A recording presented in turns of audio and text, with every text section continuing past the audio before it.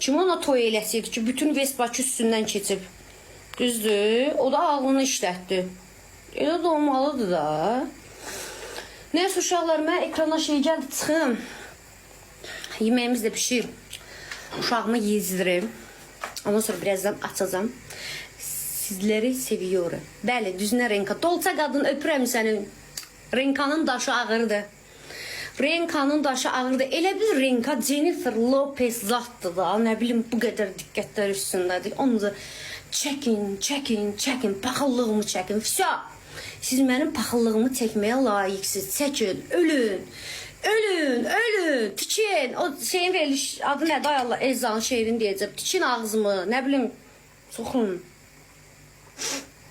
Daşsı yadımdan çıxdı da. Neydi? Soxun dediyi, qutarın, neyse böyle bir şey.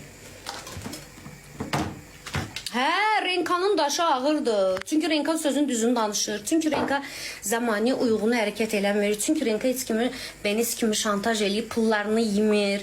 Çünki Renka evli kişilərlə cüküldəşib kiminsə ailəsini dağıtmır.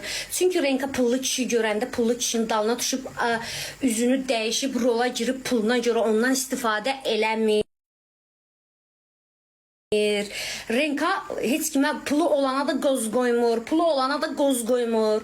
Renkanın xoşuna nə gəlir? Renka kimi sevir, kimi bəyənir. O zibillik daşıyan olsa da belə Renka çıxardıb ona ürəyini verəcək. Renka belə bambılıdır.